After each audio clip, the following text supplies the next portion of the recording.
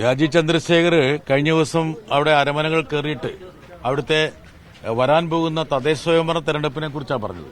തൃശൂർ കോർപ്പറേഷനെ കുറിച്ചും മറ്റേ നിയമസഭയെക്കുറിച്ചാണ് പറഞ്ഞത്. അതായത് ഓടി രക്ഷപ്പെടാൻ ശ്രമിക്കുന്ന മൊയലിനൊപ്പവും വേട്ടയാടാൻ പോകുന്ന നായക്കൊപ്പമാണ് ഇവർ ഉള്ളത്. രണ്ടു പക്ഷത്ത് നിൽക്കുകയാണ്. അവിടുത്തെ രാഷ്ട്രീയ സമ്മർദ്ദം കാരണമാണ് അദ്ദേഹം ഇങ്ങോട്ട് വരുന്നത്.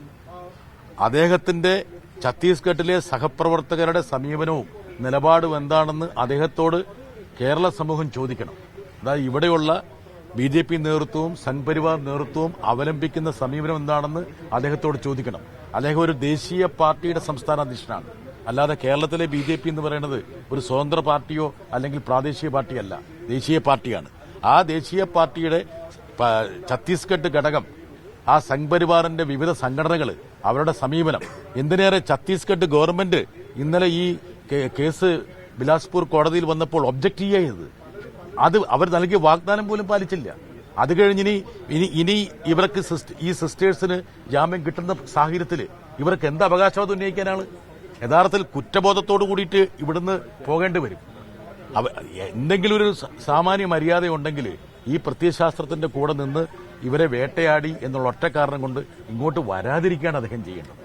പക്ഷെ അതിനുള്ള ഉളുപ്പൊന്നും ഇവരിൽ നിന്ന് നമ്മൾ പ്രതീക്ഷിക്കുന്നില്ല. ഈ പുള്ളിക്ക് അതിന്റെ പുള്ളികള് മായ്ക്കാൻ കഴിയില്ല, തൽക്കാലത്തേക്ക് മറച്ചു വെക്കാനേ കഴിയും. അതാണ് രാജീവ് ചന്ദ്രശേഖരന്റെ ഒക്കെ മനസ്സിലാക്കേണ്ട ഒരു കാര്യം. അതിന്റെ പുള്ളികൾ ഒരിക്കലും അതിനെ മായ്ക്കാൻ കഴിയില്ല, അത് സ്വാഭാവികമാണ്. തൽക്കാലത്തേക്ക് മറക്കാൻ പറ്റും, അത്രേ ഉള്ളൂ. ഒറ്റ കാര്യം കൂടി ചോദിച്ചോട്ടെ, ഇന്നിപ്പോൾ ജാമ്യം ലഭിച്ചാലും ഇവിടെയുള്ള ഒരു ത്രെറ്റ് എന്ന് പറയുന്നത് ബജ്രംഗ് ദൾ എന്ന് പറയുന്ന ഒരു സംഘടനയാണ്. അവരിങ്ങനെ സ്വൈര്യവിഹാരം നടത്തുകയാണ്, ഈ വിധത്തിൽ ആളുകളെ ഭീഷണിപ്പെടുത്തുകയോ? അതൊക്കെ ഉണ്ടാവാം. പക്ഷെ ജാമ്യം കിട്ടിയാൽ ആ നിമിഷം അവർ അതീവ സുരക്ഷിതമായിട്ട് എത്തേണ്ടിടത്ത് എത്തും. അവരുടെ അതും കൂടെ ഉറപ്പാക്കിയ ശേഷം മാത്രമേ ഞങ്ങൾ പോകത്തുള്ളൂ. അല്ല, അതിനകത്ത് പ്രധാനമായും ഞങ്ങളുടെ ഒരു ഡിമാൻഡ് എന്ന് പറയുന്നത് ഇങ്ങനെയുള്ള അക്രമിക്കെതിരെ ഉള്ള ഒരു കേസെടുക്കണം. അത് തീർച്ചയായിട്ടും ഈ സർക്കാർ എടുക്കണം. അതിന് ഇതുവരെ ഒരു പരാതി പോയിട്ടില്ല. സോമോട്ട് എടുക്കാനായിട്ട് പ്രത്യേകിച്ച് അങ്ങനെ ഒരു നമുക്ക് നോക്കാം, പരാതികൾ പോകുന്നുണ്ടോ നോക്കാം. ഇല്ലെങ്കിൽ ഉണ്ടാവും.